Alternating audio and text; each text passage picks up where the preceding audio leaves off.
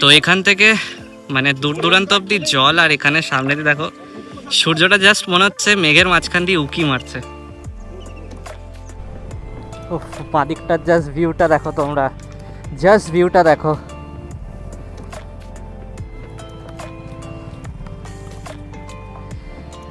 এই যে হালকা হালকা দেখছো পাতাগুলো নড়ছে, এই যে হাওয়াটা দিচ্ছে, এটা একটা অন্য ধরনের ফ্রেশনেস আনছে।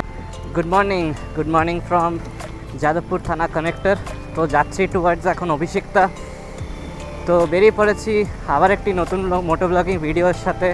আশা করছি সবাই ভালো আছো, আর অসংখ্য ধন্যবাদ সবাইকে জানাই আমার 1K সাবস্ক্রাইবার্সের জন্য।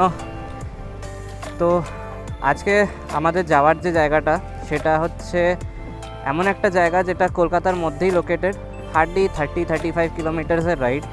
কিন্তু আজকে আমার সাথে যারা জয়েন করছে তারা হয়তো ফার্স্ট টাইম মানে ভিডিওতে আসছে আমার, আর তার মধ্যে একজনের কাছে এই সেম মোটরসাইকেল আছে।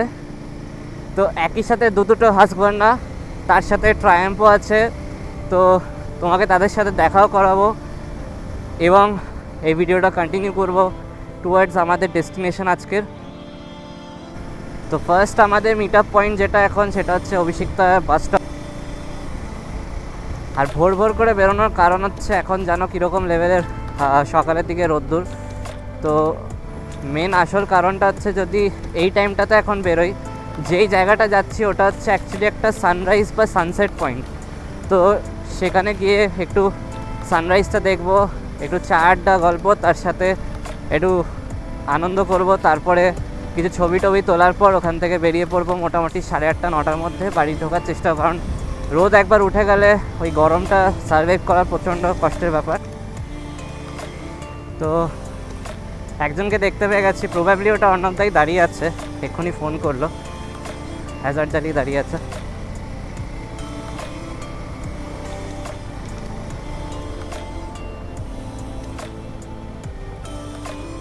ও সবাই চলে এসছে।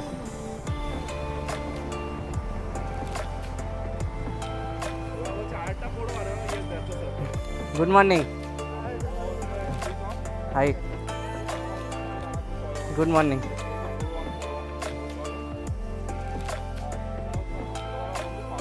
হ্যালো,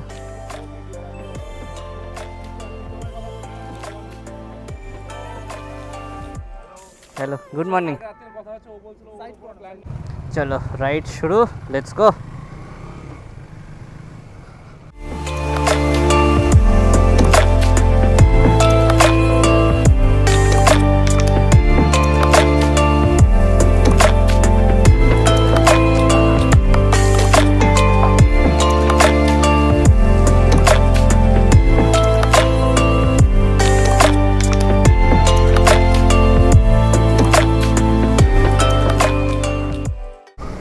রাইড করার টাইমটা খুব ভালো চয়েস করা হয়েছে, কারণ এই যে টাইমটা আমরা বেরিয়েছি এখন দেখতেই পাচ্ছ কয়েকটা মাত্র গাড়ি, তারপরে ফাঁকা রাস্তা।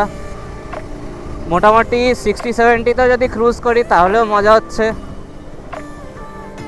তো দাঁড়িয়ে আছি এখন শ্রীভূমি ক্লক টাওয়ারের সামনে সিগনালে, কিন্তু ক্লক টাওয়ারের লাইট দেখতে পাচ্ছেন, লাইট বন্ধ। এই টাইমে বহুদিন পর এই ক্লক টাওয়ারের সামনে দিয়ে পাস করছি, সকালবেলা 5টার সময়। আলো ফুটে গেছে, বাজে এখন ঘড়িতে 5টা 21, আর মোটামুটি এখনও 12-14 কিলোমিটার বাকি।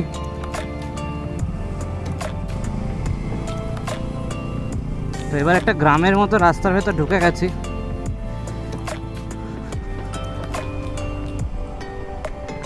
পুরো দেখতে পাচ্ছ গ্রামের পরিবেশের ভেতর দিয়ে যাচ্ছি, দুদিকে গাছপালা, বেশ গ্রিন লাগছে।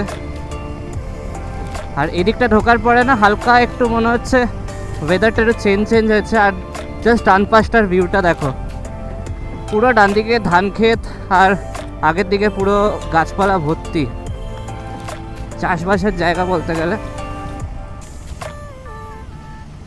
টেম্পারেচারটা হালকা একটু চেঞ্জ হয়ে গেলে এদিকটা ঢোকার পরে যে শহরের দিকে একটা গরম ব্যাপারটা ছিল সেটা হঠাৎ করে সাডেন চেঞ্জ, একটু হালকা ঠান্ডা হাওয়া দিচ্ছে।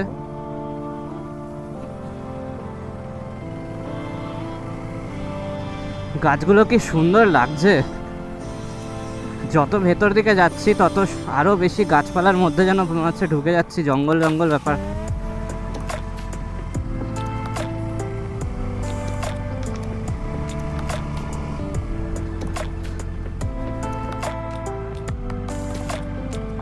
এদিকে রাস্তাটা একটু খারাপ।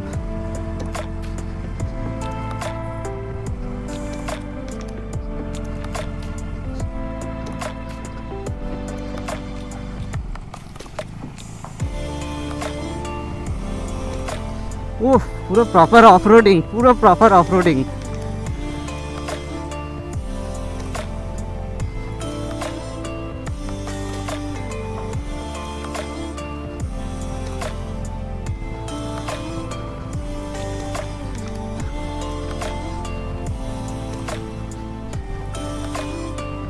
বাম্পার আছে বাবা।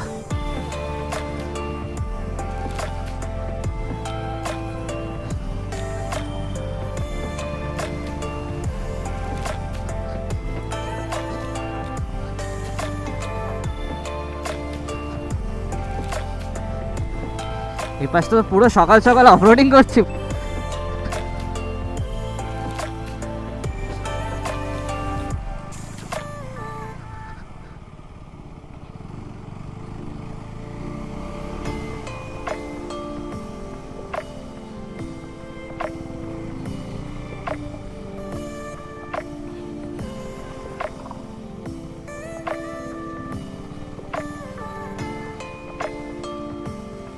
এ বাবা, উঁচু নিচু রাস্তা।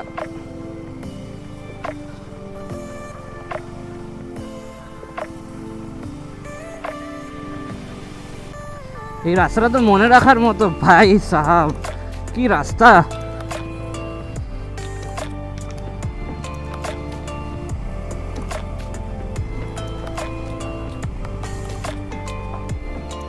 ভাইজারও তুলতে পারছি না কারণ ধুলো উঠছে প্রচন্ড পরিমাণে। চলো চলো।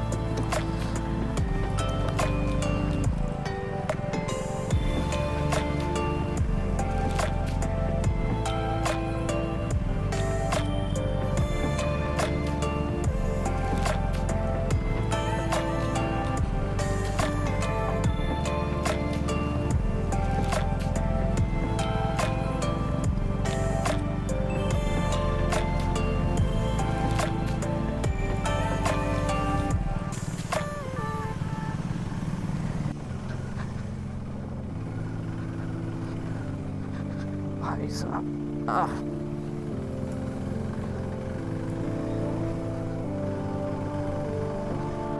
পুরো রাস্তাটাই এখানে ভাঙা চোরা, খুব খারাপ অবস্থা এদিকে রাস্তাটা। চলো। ও আচ্ছা আচ্ছা, ঠিক আছে।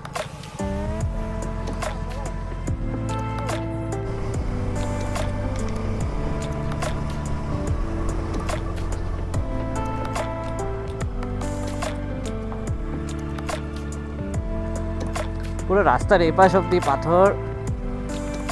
এবার মোড়ে এসছি, মোড় থেকে বাঁদিক।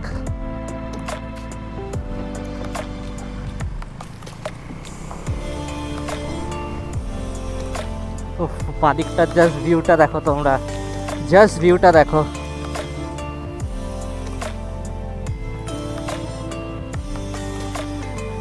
এই যে হালকা হালকা দেখছো পাতাগুলো নড়ছে, এই যে হাওয়াটা দিচ্ছে, এটা একটা অন্য ধরনের ফ্রেশনেস আনছে। মানে সকাল সকাল মনে হচ্ছে একটা ফ্রেশ জায়গায় এসছি, পুরো একদম ফ্রেশ অক্সিজেন কনজিউম করছি।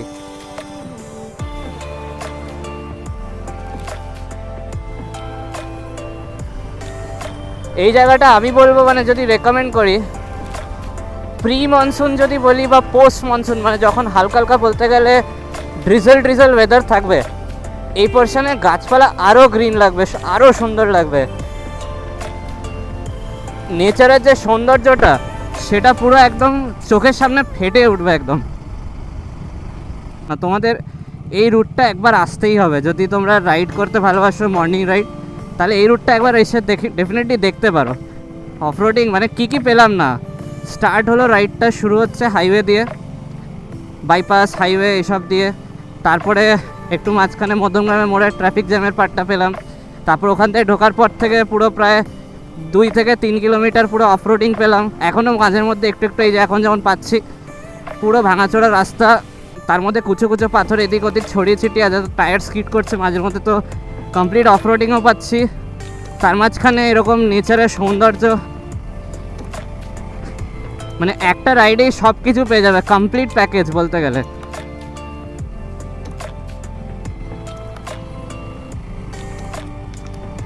প্রচণ্ড খারাপ রাস্তা, প্রচণ্ড খারাপ রাস্তা।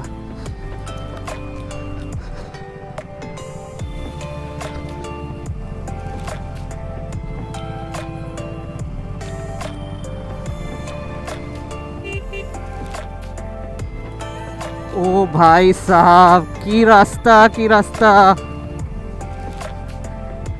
এটা কোথায় চলে এলাম?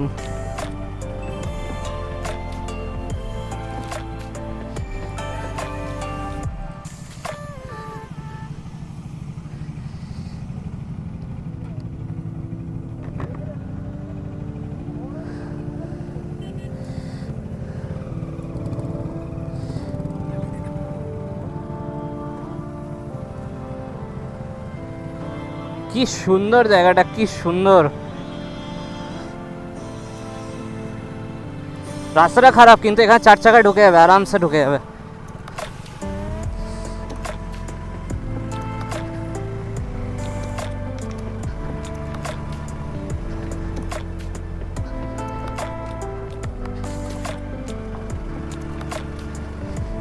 দুদিকের ভিউটা এত সুন্দর, এত সুন্দর যে চোখ মেলে তাকিয়ে থাকতে ইচ্ছা করছে, মনেই হচ্ছে না যে রাস্তার দিকে তাকাই।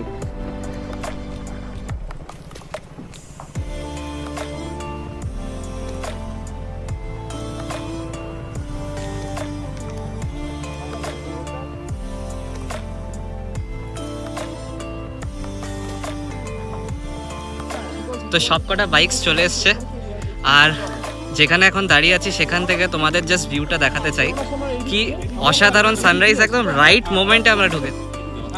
তো এখান থেকে মানে দূর দূরান্ত অব্দি জল, আর এখানে সামনে দিয়ে দেখো সূর্যটা জাস্ট মনে হচ্ছে মেঘের মাঝখান দিয়ে উকি মারছে। কি সুন্দর লাগছে, জাস্ট কি সুন্দর লাগছে। আর এদিকে যদি দেখাই, এদিকে রাস্তাটা এইভাবে যেতে থাকছে, কতদূর সেটা আমি এখন বলতে পারবো না, বাট এই দিক দিয়ে পুরো রাস্তাটা যাচ্ছে। আর আমরা ওই দিক থেকে এলাম, সবার বাইক সেখানে লাইন দিয়ে লাগানো। আমার সাথে এখন পুরো গ্রুপটা আছে। তো স্টার্ট করেছিলাম আমরা অভিষিক্তার মোড় থেকে, তারপর সকালবেলা 4টের থেকে হাইওয়ে, অফরোড, তারপর এরকম একটা সুন্দর সিনিক বিউটির মধ্যে আমরা দাঁড়িয়ে আছি আপাতত। তো সবাইকে এক এক করে ইন্ট্রোডিউস করাই। এটা হচ্ছে অর্ণব দা। হ্যালো। তারপরে বাকিরা সবাই নিজের, অয়ন, তীর্থ, সমুদ্র, স্বরাজ। ওকে, তো এরা সবাই হচ্ছে আজকে আমার রাইডিং পার্টনার্স। আর বেশ ভালো লাগলো, এতটা রাস্তা আমরা ট্রাভেল করে এসেছি। তো অর্ণবদাকে জিজ্ঞেস করো, যেহেতু আজকে লিড রাইডার হিসাবে আমাদেরকে এই রুটটাতে নিয়ে অর্ণবদাই এসছে। কালকে রাত্রির 1টার সময় আমার কথা হচ্ছে, তখন সেই সময় প্ল্যান হয়েছে যে এনি এদিকে যাবে, আমি হুট করে এদের মধ্যে আমি ঢুকে গেছি। তো অর্ণবদা একবার জাস্ট বলো যে এই যে জায়গাটা, এটা কোন সালে তুমি ফার্স্ট এসেছিলে, আর কেন, মানে মানে এখানে আসার পর তোমার কিরকম এক্সপিরিয়েন্স? আমি ফার্স্ট টাইম যখন এই জায়গাটা এসেছিলাম, এটা অ্যাকচুয়ালি আমার মানে ছোট শালা ধীরাজ, তো he is the only one যে আমাকে এই জায়গাটা দেখিয়েছে, বিকজ এটা বারাসাতের থেকে অনেক সামনে। It's hardly like 10 kilometres from Barasat.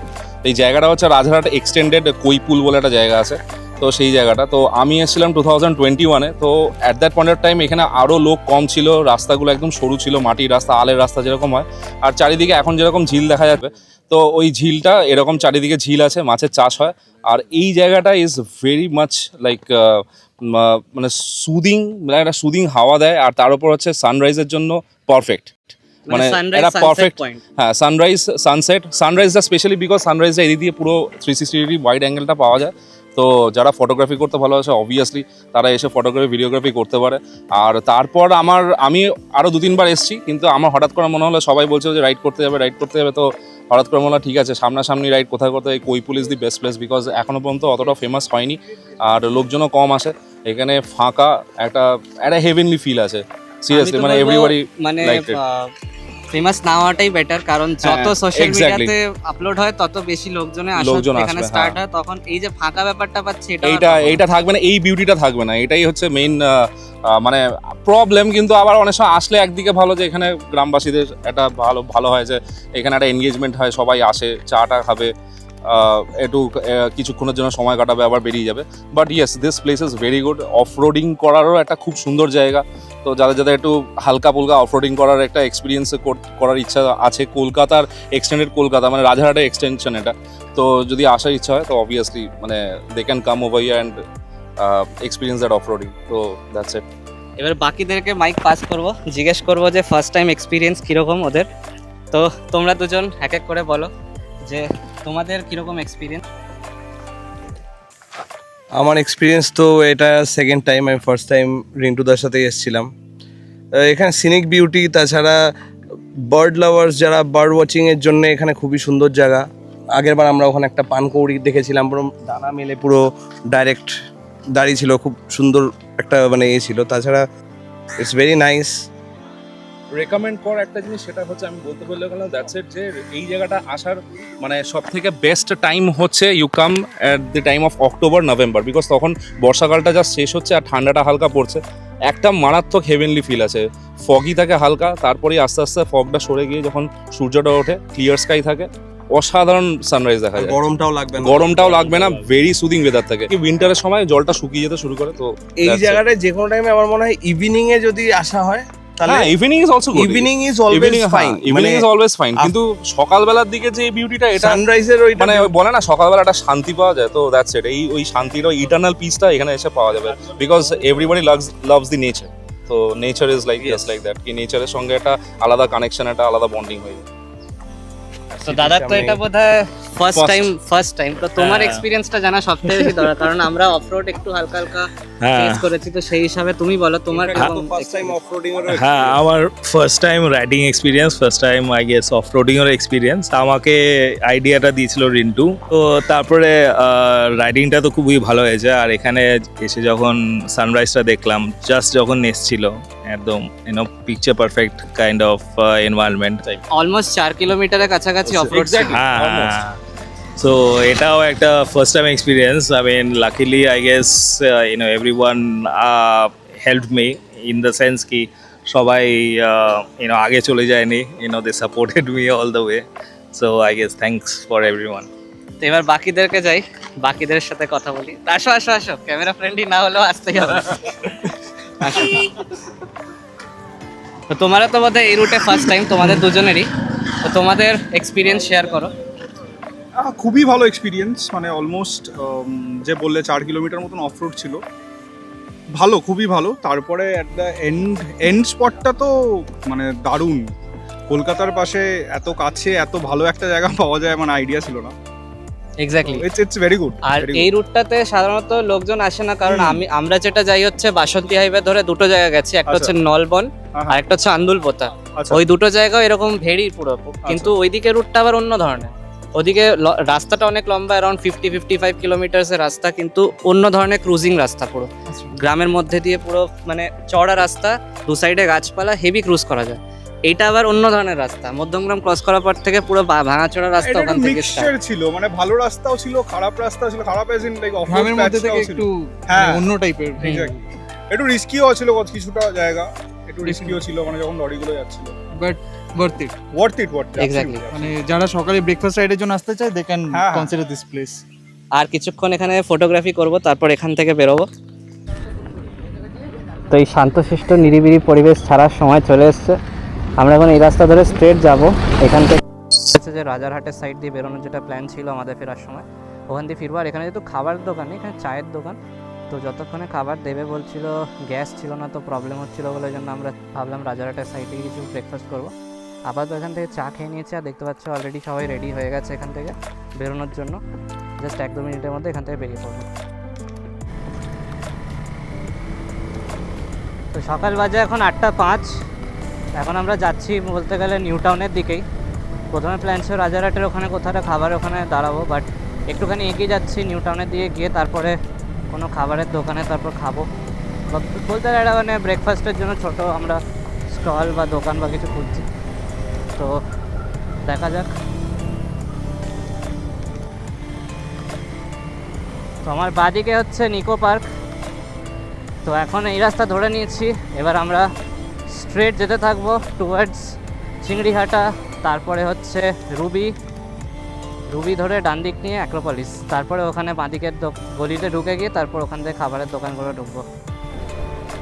এসে গেছে অ্যাক্রোপলিসের সামনে সাউথ আইল্যান্ডে সবাই মিলে খেতে। আর এইখানে দেখছো সব বাইকের লাইন আপ দাঁড় করানো আছে পরপর। তো এবার যাবো, ভেতরে গিয়ে খাবার অর্ডার করো, প্রচণ্ড খিদে লেগেছে।